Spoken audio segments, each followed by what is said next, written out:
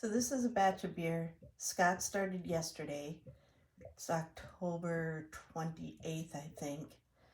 And then the port and the Mel mead that I have going. We had an old, wasn't that old, it was a bucket just like this, but it was brittle that when you lifted it up, the bottom separated from the top and the entire 5 gallons went on the kitchen floor.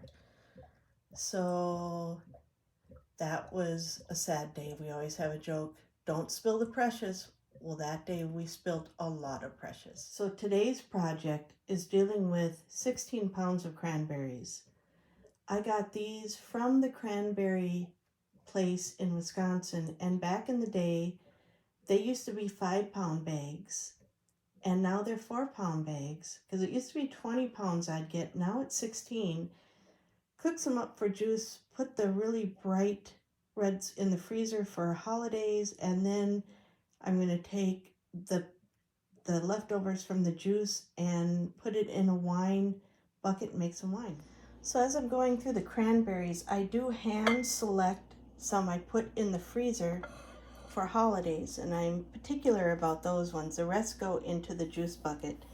And they're also called bounce berries because you used to be able to tell the ones that were ripe were the ones that bounced, and the ones that just kind of thud and rolled were not. So these two here, one's red, one's white. White doesn't give it away. And I use this bowl because the dog's dish, they keep landing in the dog dish. Give this a try. Those both have bounce.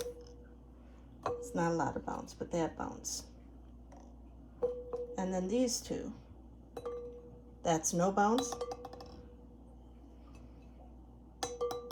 Oh, that's actually got good bounce. Keep that one. Maybe this one. And that one just kind of rolls. And this one bounces.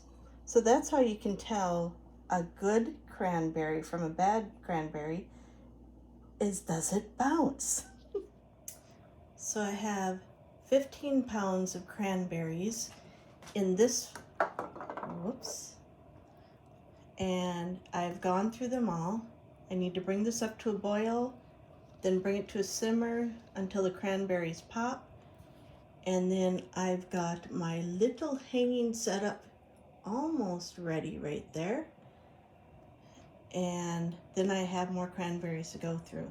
And the myth about the bounce berries, it's actually a true myth, because if they've got air pockets in it, they'll float and bounce, and it means a good berry, and you cannot judge a cranberry by its color. Isn't that great? So I've got my second batch in the kettle going, and the first batches I have hanging. And it's been a few years since I did cranberry juice, and it's come back to me now. I remember the pulp is a little thicker, so I'm probably going to switch to a finer jelly bag. This one here is really fine, and not as much juice is coming through as it should be, where this one here is not as fine. And this bag had half as much as this bag. And so I will wait till my husband gets home to use his help so I don't make a hellacious mess, because I'm a klutz like that. But that's how I have them hanging. And my third bag is going to hang on that knob over that bowl. I'm on day 2 of making cranberry juice. Yesterday I strained all the cranberries through some jelly bags and had them hanging.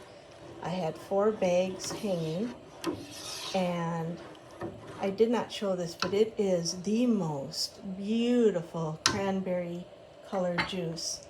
And so what I'm doing here is I'm going to heat this up to 190 degrees. I do not want to go over 190 degrees.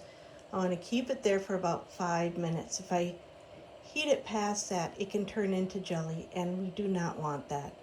And this here is a concentrate cranberry juice. It's very, very thick and almost syrupy. I mixed a little with some apple juice this morning. We had it with our meal, and it was absolutely delicious. I've got my water bath canner there. I've got some jars ready there and more jars on the other side ready to go. And often what we'll do is we'll open up a pint of this and we'll mix it in with apple juice and we'll put it in a half-gallon container, and it's just so, so delicious. I pulled the cranberry juice out of the canner, and I don't see any that are not going to seal. Some have already sealed, some have the dimple at the top.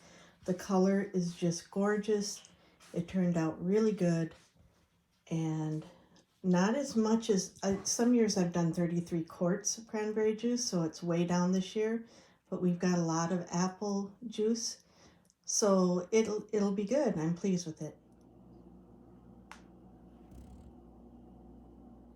So yesterday I made cranberry juice, and there's still some flavor in the pulp, and I don't like it to go to waste. So I poured all the pulp in this bucket, and this here is sugar water, and I'm going to make some cranberry wine.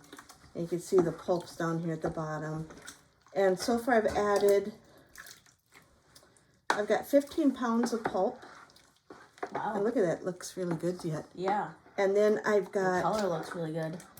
I've got 2 gallons of water in here so far, and 6 pounds of sugar, and my goal is to get up to about 12 pounds of sugar. And so I will do one more batch of water and sugar, and then I'm going to test it with my hydrometer. Oh, yeah. I think that's right there. With this gadget to test the alcohol hydrometer. Test the potential alcohol, and that'll let me know if I need to add more water, more sugar.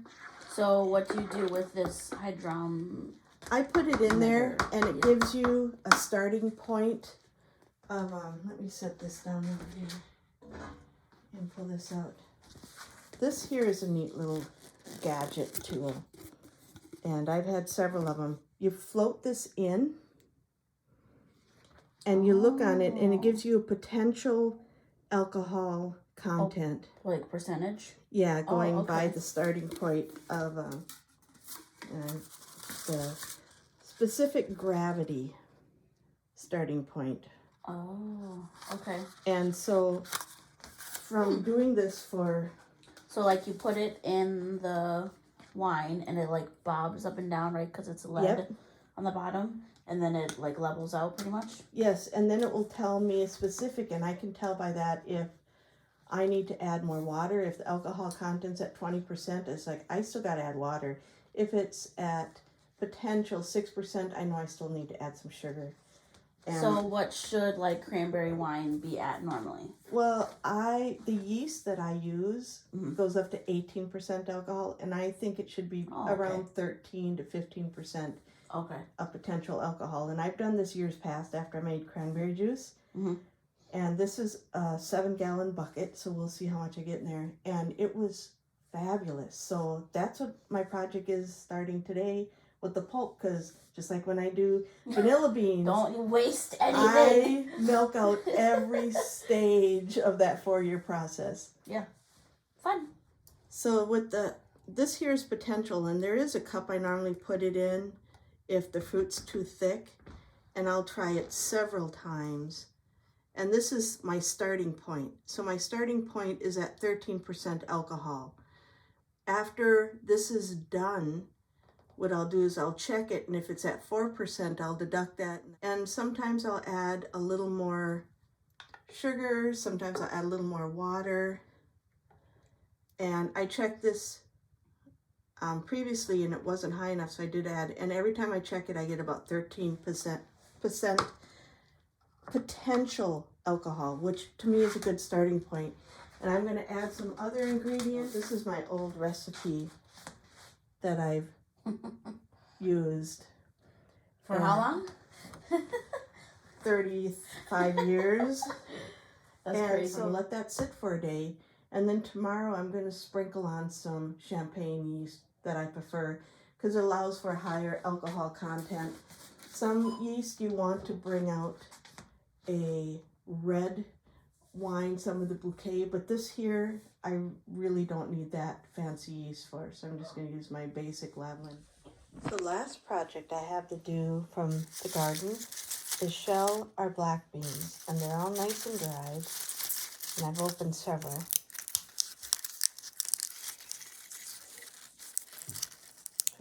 one-handed. You can see the black beans. And they're dried. And I'll get some, even though I've got, 18 jars canned. So we shucked all our black beans and we got 2 quarts and and about a half a pint. And we've not washed these. We'll clean these when we go to use them. And that is our black beans from our garden.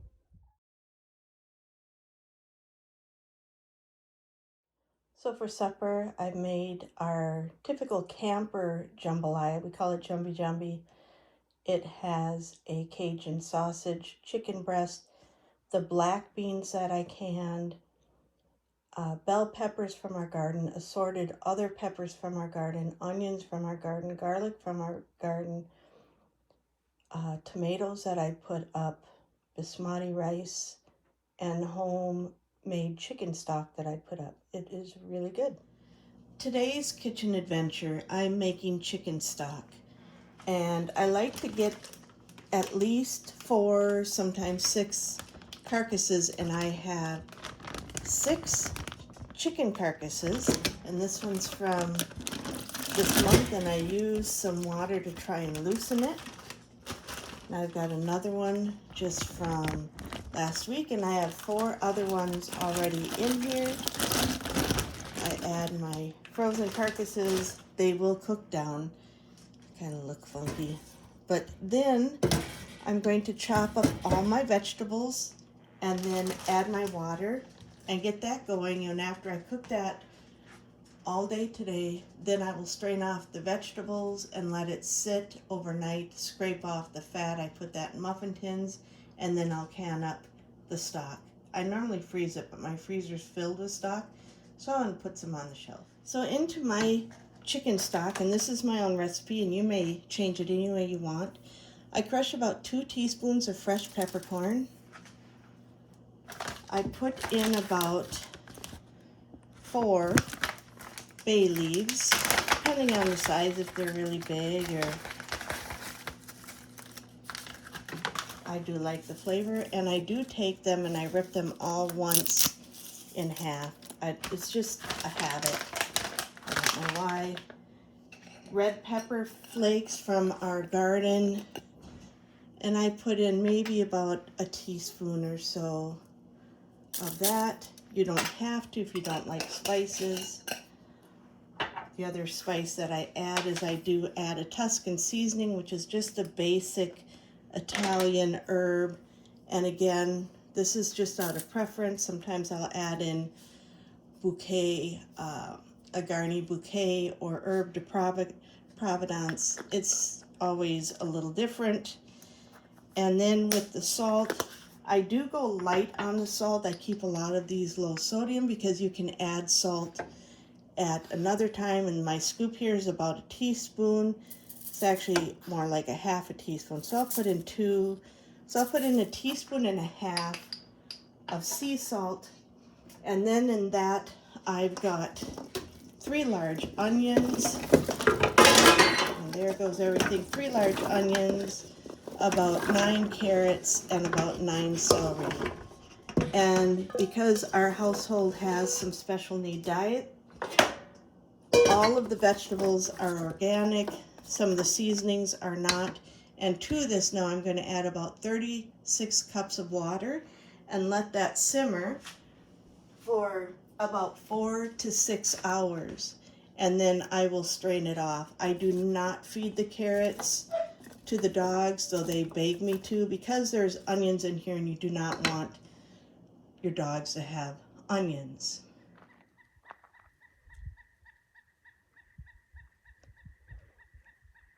So I'm coming down to get the mail, and it is so quiet. And I thought I'd share how quiet it is here. Our nearest neighbor to the west is over the hill, and then the neighbor after that is about 6 miles. And then about 3 miles down that way would be our next neighbor. You can hear a plated woodpecker going. It's just so quiet. So the stock has been cooking a bit, and we'll do a check-in. It looks really good. It smells really good.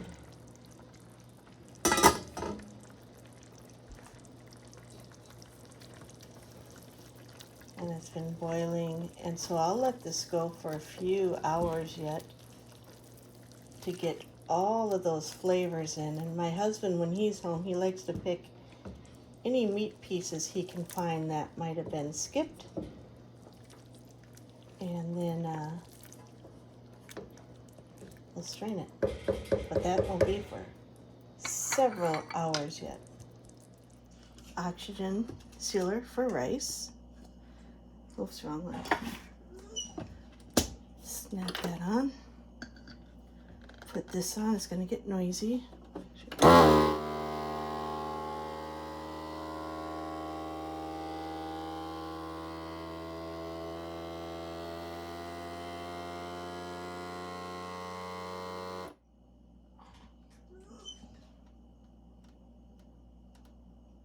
I've already sealed the chaga one rice. You can hear it sealed. Pull this off. This is off. And it is sealed. So now I'm straining off all of this wonderful stock that I've made. It's cooled down for about an hour and a half. I let it cook for about 4.5 hours. And I've got a couple pans ready. I got a pan in the sink with a strainer in it that I poured in to get every last little drop from. You want to grab that? Thank you. And then once it's in these pans, I've got 2 pans. I put it in the fridge overnight it's really concentrated, so it's more almost jellied broth, but not as thick as aspic. And then I'll scrape off the fat on the top and put that in containers for if I'm sauteing a vegetable that I'm going to be using in a chicken dish. I'll use the chicken fat, and then I'll jar this up and can it. It is early in the morning. I don't even know what time it is. It's not nighttime. And what I'm just doing is I'm scraping off some of the fat on the top. This isn't hard fat. I do have containers with hard fat in them. But this is some fat that I like to strain off before I do my chicken broth. And underneath it's very gelatinous. It's very jellied. And I have 2 pans of chicken broth. Normally what I use miniature muffin tin to put the fat in. And you can see this is soft. This is not the hard fat. I do have some hard fat that I have sitting on top of aspic. But I use this as flavor enhancer when I'm sauteing vegetables in a chickeny dish. And because I've got my mini muffin tins engaged with something else right now, I'm just using these plastic containers, which I saved just for this kind of thing. And so what do I use this for? If I'm making, let's say I'm making quinoa, I will often saute the onions and garlic and celery and anything else I'm going to put in the quinoa, and often sometimes a little bit of the quinoa in this soft chicken fat. And it's, if you could smell this smells like intense chicken soup. It is so good. And I'm just scraping it off, and I try and do this somewhat fast before it melts or comes to room temperature. As you can see underneath, it's like jello. I'm just scraping the top. And it's staying on there because it's very thick and concentrated chicken broth. And so the more of this fat I can get scraped off the top, the less it'll go into my chicken broth, and there's a goop right there. And I think I'm expecting this pan to have more than the other pan. But if the other pan has just as much, I'm going to have to look for other containers. And I like to make my chicken broth a little thicker. It just means it's concentrated. And this stuff I'm scraping off has so much delicious flavor in it. I'll be doing that. Now if you look, it's thick. And this is the chicken broth. It's bone broth. It's chicken bone broth. And this is the second pan that I'm doing. I still have the aspic to go.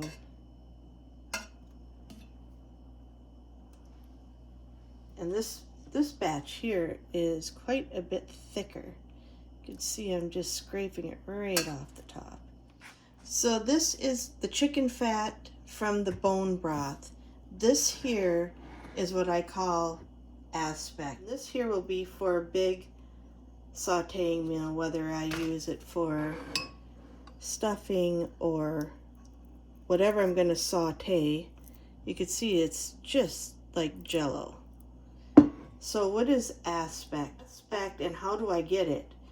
When I do a roast chicken, I let it sit, and all the juices from that roast chicken solidify. If you've ever taken a canned ham or chicken and you get that jelly in the bottom, that's aspic. Now I didn't get very much in here, so I think what I'm going to do is I'm probably going to switch this container with one of these, and I'll do that not off camera. But here's the aspic, and it's very thick, and I'll often use this when I want something to have a little extra chicken flavor without getting fat in, if I want it low fat. So I just scoop up and look at that. Oh my gosh. Some people used to cook this and put this on toast. We don't do that. I use it as a flavor enhancer, and it's just how I've always done it. But this here is the gold stuff. And so what I'm going to do is I'll put a saran wrap on the top just to make sure I don't have any air pockets in there. And this here is this is golden. So sometimes if I'm making rice, if I'm doing an Indian dish for my daughter and I'm doing something with rice, I will add this as a flavor enhancer. And that's really what it does, is just gives it that intense chicken-y flavor, and I just love that in a dish. And I use every part I can. So when I let the chicken sit, I collect all the juices, I put them in the freezer, then I take them all out when I'm going to do a big day like this, and I melt it or warm it and put it in a container, which is this here, scrape off the hard fat, and then I put it in containers. Now this is all ready. I'll put this in the freezer, and normally when I make bone broth, I will just put this in containers, put that in the freezer. But my freezer is filled. So I've heated up my chicken broth. It is quite hot.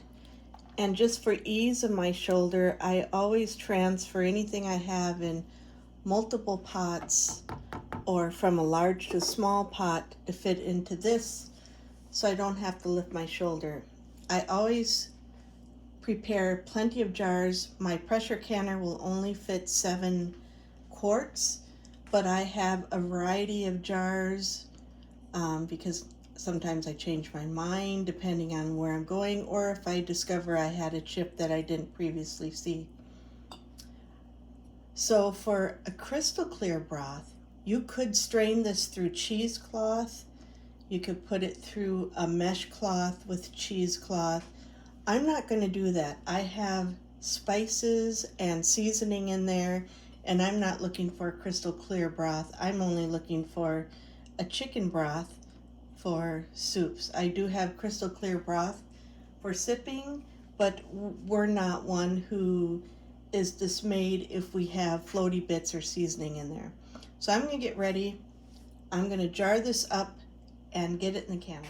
I have 7 quarts and 1 cup left over, and I'm going to put that 1 cup in the freezer, which is nice to have when you just want a cup. And I don't know if I mentioned this, but another thing I do with the aspic is if I'm cooking something and I'm just short a little bit of chicken broth, I will often put in an aspic. It gives it a boost of flavor. And again, this here is very concentrated. You saw how jellied it was when I was skimming off the fat. I'm just wiping the jars with a little bit of vinegar. My calves have all been boiling. I know you don't need to, but old habits, I still do, and I prefer to boil them compared to just having them washed and not boiled. Again, this is very, very hot, so the water in my canner is also boiling. I will put this in. I will run my canner until it has an airstream for a solid 10 minutes to vent it, and then I will turn it for 10 pounds of pressure for 25 minutes. And you only do this finger tight because you want room for any extra air to release. And if you have it too tight, you can explode it. That's not a good thing. I've never done that. I shouldn't say never. I don't want it to be the first time. Also, if I were to have done some pints, let's say I did 6 pints and 1 quart, it would all be cooked at the quart size. You always go by the largest. Now I'm going to put these in my canner and we'll get going over there. Now just because I have it, I'm going to pour the little bit of vinegar I had left over. I've checked my seal and I'm really hoping that there will not be any mishaps, because I have had to restart my canner 3 times this season, which does not make me a happy camper. I'm going to turn this up on high, get this up to the correct pressure, and then hold it there at 10 pounds for 25 minutes. All my chicken stock sealed. You can see that it's still bubbling in the jars. And I'm very pleased with this batch. So I've got 7 quarts of chicken stock going on the counter, and I got another 2 cups that went into the freezer.